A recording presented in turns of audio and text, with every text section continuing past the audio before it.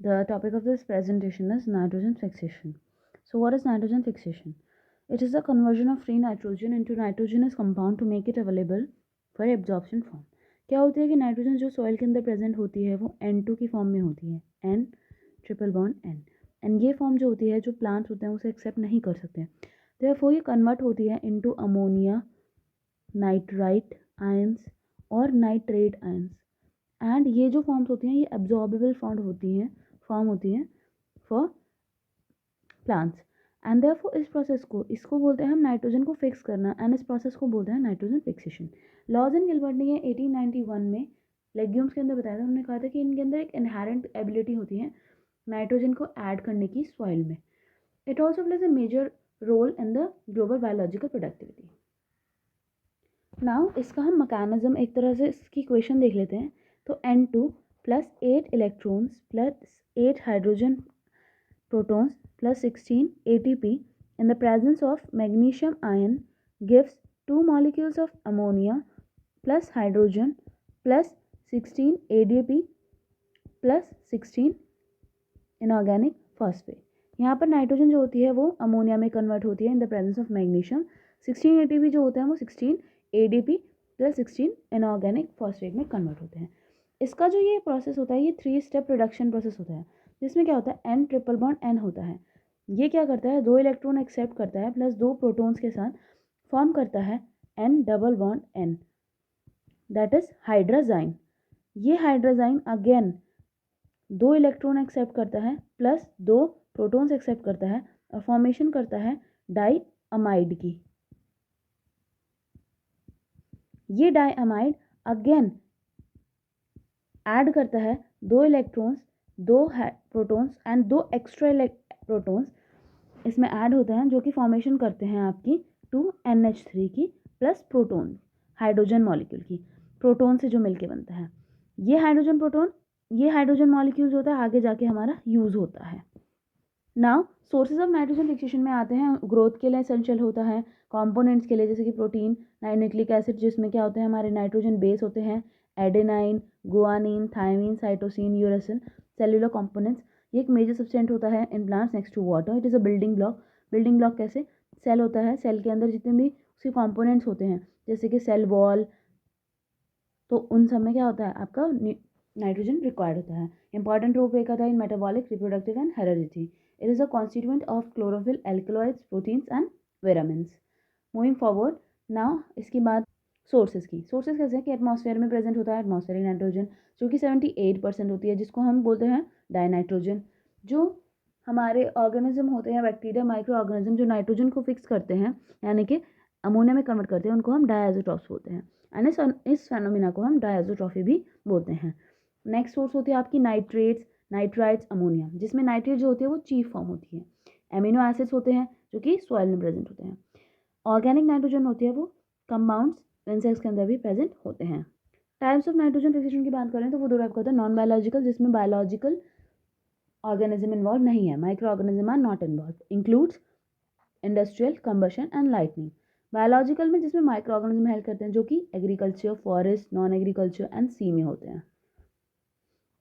Non biological की बात करें तो उसके अंदर आता है हमारा हेबर्स-बॉस प्रोसेस, जो कि क्या होता है इंडस्ट्रियल लेवल का प्रोडक्शन होता है अमोनिया का, जब N2 molecule in the presence of 3H2 molecule at 500 degree C and 4000 atmospheric pressure जो होता है कन्वर्ट होता है अमोनिया में, 2 molecules of ammonia.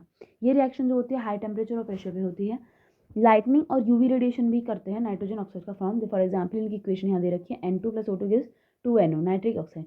NS nitric oxide का जब ऑक्सीडेशन होता है इन द प्रेजेंस ऑफ ऑक्सीजन तो ये प्रोड्यूस करती है NO2, एंड ये NO2 क्या है, ये हमारा क्या होता है first step of nitrogen cycle यहाँ पे कंप्लीट हो जाता है। कैसे कि क्या है हमारा कि एटमॉस्फेरिक नाइट्रोजन क्या हुआ नाइट्राइट में कन्वर्ट हुआ वैसे तो, एंड फिर वो क्या हो गया यहाँ से सॉइल में चला गया, और वो सॉइल में कैसे जाता है with the help of rain and due. Now biological fixation जो होता है वो दो टाइप का होता है, एंड वो होता क्या है कि it is a fixation of atmospheric nitrogen into nitrogenous salt with the help of microorganism, non symbiotic and symbiotic. Symbiotic fixation होता है एटमॉस्फेरिक जब माइक्रो ऑर्गेनिज्म जो होता है symbiotically inside the plant root रहता है। सिम्बायोटिक का मतलब होता है कि जब दो पार्टनर्स हैं एंड वो दोनों एक दूसरे को बेनिफिट कर रहे हैं एंड ये एक म्यूचुअल रिलेशनशिप होता है। अगर जो हमारा जो बैक्टीरिया होता है इसमें राइजोबियम बैक्टीरिया होता है एंड वो लेग्यूमिनेसी प्लांट के साथ जैसे कि बीज एंड बीन्स के साथ एक नाइट्रोजन फिक्सिंग कोऑपरेटिव्स बना के रहता है। On the other hand non symbiotic जो बैक्टीरिया होता है या फिर फिक्सेशन होता है उसमें क्या होता है, वो माइक्रो ऑर्गेनिज्म उन बैक्टीरिया के थ्रू होता है जो कि फ्री लिविंग होते हैं, जिसमें आते हैं आपके एरोबिक में एजोटोबैक्टर एंड बिजरिंशिया एंड एनारोबिक में क्लॉस्ट्रीडियम। इसके अंदर हमारे दो स्टेप्स होते हैं, main step ammonification and nitrification. Ammonification क्या होता है? अमोनिफिकेशन होता है N2 का conversion into NH3 with the help of soil bacteria, जो कि कौन से होते हैं? नाइट्रोसोबैक्टर या फिर नाइट्रोसोकोकस। एंड ये से हम कहते हैं ammonification, the conversion of NH3 ammonia from natural nitrogen. Now जब NH3 का कन्वर्जन होता है NO2 में नाइट्राइट में, subsequently to NO3 with the help of bacteria soil bacteria Nitrobacter, उसे हम कहते हैं नाइट्रिफिकेशन। अब हमारा सिम्बायोटिक नाइट्रोजन फिक्सेशन में जो होता है लेग्यूम सिम्बायोसिस, मेन बहुत इंपॉर्टेंट प्रोसीजर है जो कि हम पढ़ते हैं, जो कि क्या होता है इसमें क्या होता है, राइजोबियम बैक्टीरिया क्या होता है, ये नोड्यूल फॉर्म करता है, सिम्बायोटिक एक्विजिशन ऑफ नाइट्रोजन करता है विद द किसके साथ, रूट्स के साथ ऑफ लेग्यूम प्लांट्स की। इसमें अगर लेग्यूम जो है वो बिगर पार्टनर है एंड राइजोबियम जो है वो स्मॉलर पार्टनर है, इस रिलेशनशिप को हम माइक्रो सिम्बायोसिस कहते हैं और इसमें जो स्ट्रेन होता है उसको हम माइक्रो सिम्बायन कहते हैं। हियर ये डायग्राम है जो कि हमारे नोड्यूल्स दिखा रहा है, इस तरह से नोड्यूल हमारे प्रेजेंट होते हैं।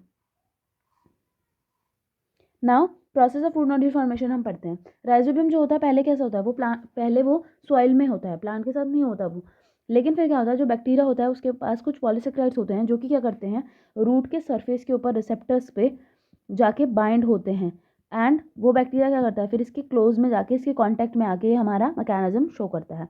इसमें जो फैक्टर होते हैं वो प्रोटीन्स पे लोकेटेड होते हैं नोड्यूल्स के, उन्हें हम कहते हैं नोड्यूलेंस, एंड जो बैक्टीरियल सरफेस पे प्रेजेंट होते हैं उन्हें हम बैक्टीरियोसाइडेंस होते हैं जो कि नोड्यूलेशन में हेल्प करते हैं। चलिए तो अब हम नोड्यूलेशन पढ़ते हैं कि नोड्यूल फॉर्मेशन होता कैसे है। तो इसका फर्स्ट स्टेप होता है curling and deformation of root hair. Normal root hair होता है हमारा, नॉर्मल रूट हेयर क्या करता है, एक्सुडेशन करता है, एक्सुडेशन यानी कि रिलीज ऑफ मिनरल्स, न्यूट्रिएंट्स करता है।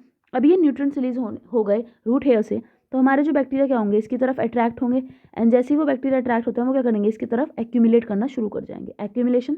नाउ जैसे ही इसके रूट हेयर के कांटेक्ट में आएंगे, पास आएंगे, तो जो हमारा रूट हेयर है, for example these are bacteria, ये इसके पास आ गए, रूट हेयर जो होगा इसके अंदर एक कन्वर्जन होगा ट्रिप्टोफैन का into IAA, indole acetic acid.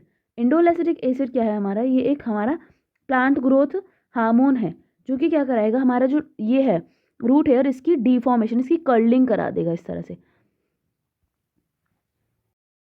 हो गई है। अब क्या होगा, ये हमारा डायग्राम है जिसमें हमें रूट नोड्यूल्स दिख रहे हैं। नाउ हियर जो हमारा ये राइजोबियम रूट हेयर के पास आ गया है, ये रूट हेयर की कर्लिंग हो गई है, ये बैक्टीरिया क्या करेगा इसमें इन्फेक्शन करेगा, ये इन्फेक्शन क्या करके यहाँ पे हमारा इन्फेक्शन ट्यूब डेवलप हो जाएगा। नाउ लेटर ऑन जब ये अंदर चला जाएगा सेल्स के अंदर, वहाँ जाके ये सेल्स के अंदर मल्टीपल डिवीजन करेगा और अपनी जो होगी क्या होगी, एक लार्जर फॉर्म प्रोड्यूस कर लेगा जो कि क्या होगी, लार्जर मॉर्फोलॉजी होगी उनकी, एंड इन मॉर्फोलॉजी वाले बैक्टीरिया को हम बोलेंगे बैक्टीरोइड्स। नाउ सेकेंड स्टेप होता है formation of infection tube thread and formation of nodule. अब जैसे कि हमारा जो बैक्टीरिया है उसने इन्फेक्शन, हमारा रूट हेयर है उसके अंदर इन्फेक्शन कर दिया, अब ये इन्फेक्शन ट्यूब क्या होगा, अंदर ऐसे ऐसे बढ़ता चला जाएगा इन्फेक्शन थ्रेड। अब जो हमारे पॉलीसेक्राइड्स थे बैक्टीरिया के किसके ऊपर, सेल वॉल के ऊपर, वो क्या करेंगे बैक्टीरिया को, वो एक कॉम्पोनेंट बनाएंगे ऑर्गेनाइजर्स, एंड ये ऑर्गेनाइजर्स क्या करेंगे, इंड्यूस करेंगे प्रोडक्शन ऑफ पॉलीगैलेक्टोरेनेज। जो पॉलीगैलेक्टोरेनेज होगा यहाँ जाकर जो हमारी सेल वॉल है इनके अंदर जो पैक्टिन है इसको डिफॉर्म कर देगा, तोड़ देगा और इस इन्फेक्शन ट्यूब की इसके अंदर एंट्री करा देगा थ्रेड की। नाउ ये हमारा जो इन्फेक्शन थ्रेड क्या करेगा, ये इसके अंदर पेनिट्रेट कर जाएगा सेल के अंदर। यही सेम प्रोसेस हमारा यहाँ पे ब्रीफ में दे रखा है। इसमें क्या है, राइजोबियम यहाँ इकट्ठे हुए, रूट हेयर की कर्लिंग हुई, ये इन्फेक्शन क्रिएट हुआ, इन्फेक्शन क्रिएट करके हमारा बैक्टीरिया ये यहाँ पर मूव कर गया, बैक्टीरिया आया यहाँ पर, इसने मॉर्फोलॉजी चेंज कर ली, बैक्टीरोइड्स बना लिए। अब इन बैक्टीरियोइड्स से क्या हुआ, डिवीजन होना शुरू करा, नोड्यूल फॉर्मेशन हो गया, नोड्यूल फॉर्म होकर उनकी और ज़्यादा डेवलपमेंट हुआ, और ज़्यादा उसके डेवलपमेंट हुआ, उसके अंदर और ज़्यादा डिवीजन हुआ, उन्होंने वास्कुलर सिस्टम बना लिया उसके अंदर, एंड ये जो हमारी क्या होगी बाहर को जो इसका ये हमारा नोड्यूल बाहर को तरफ निकलने लगा, उसकी ग्रोथ होने लगी, तो ये होगा पूरा मैच्योर रूट नोड्यूल। अभी आपको पिंक कलर दिख रहा होगा, ये पिंक कलर क्यों होता है? ये पिंक कलर होता है due to the presence of leghaemoglobin. Leghaemoglobin क्या होता है? क्या होता है कि जो हमारा नाइट्रोजन फिक्सेशन है वो एक एंजाइम की मदद से होता है जिसको हम कहते हैं नाइट्रोजिनेस। एंड नाइट्रोजिनेस क्या है? वो एनारोबिक कंडीशन में वर्क करता है। एंड हमारा राइजोबियम बैक्टीरिया क्या होता है? वो हमारा एरोबिक बैक्टीरिया होता है।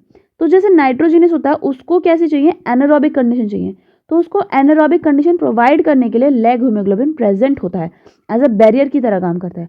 So this is leg haemoglobin, pink coloured. The function of this molecule is to reduce the amount of free oxygen, thereby protect the nitrogen fixing enzyme nitrogenase, which is irreversibly inactivated by oxygen, जो कि अगर oxygen की presence में क्या होता है? Inactivate हो जाता है, तो इसलिए उसे हम प्रिवेंट करेंगे।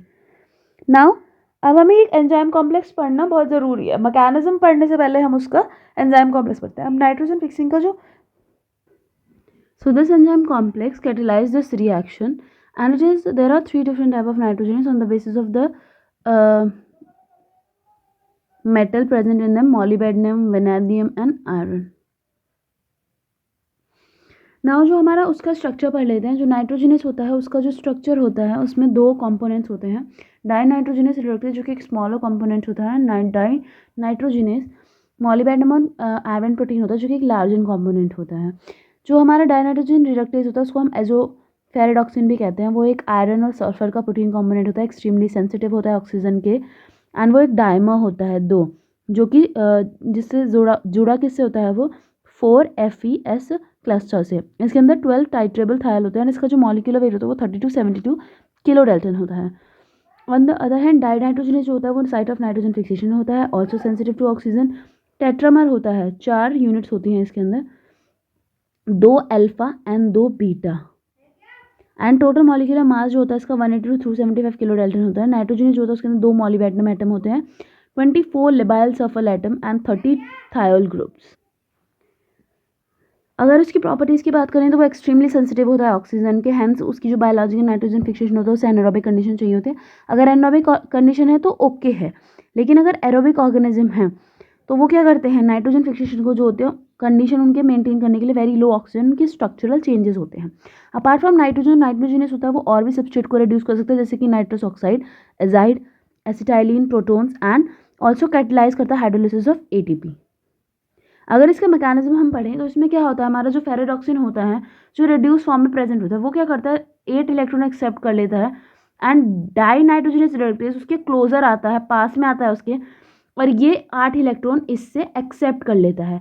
जैसे ही डाई नाइट्रोजनस एक्सेप्ट करता है 8 इलेक्ट्रॉन, वो रिड्यूस हो जाता है, और हमारा फेरेडॉक्सिन जो होता है वो 8 इलेक्ट्रॉन को डोनेट करके ऑक्सीडाइज हो जाता है। Now this dinitrogenase reductase क्या करता है? इसने 8 इलेक्ट्रॉन एक्सेप्ट कर लिए in the presence of 16 ATP and magnesium ion. इसके अंदर क्या आते हैं? इसके अंदर कन्फर्मेशनल चेंजेस आते हैं, एंड ये क्या करता है? कन्फर्मेशनल चेंजेस आने के बाद ये रिड्यूस फॉर्म इन 8 इलेक्ट्रॉन को डोनेट करता है, किसको? डाई नाइट्रोजिनस को, जो कि ऑक्सीडाइज फॉर्म में था। ये इसके पास आया, इसने इसे 8 इलेक्ट्रॉन दिए, इसने एक्सेप्ट करे, एंड ये रिड्यूस हो गया, एंड ये फिर से ऑक्सीडाइज हो जाता है। नाउ अब ये डाइनाइट्रोजिनस क्या होता है? इसके पास क्या होता है? N2 मॉलिक्यूल प्रेजेंट होता है इसके ऊपर। ये N2 मॉलिक्यूल्स क्या होते हैं?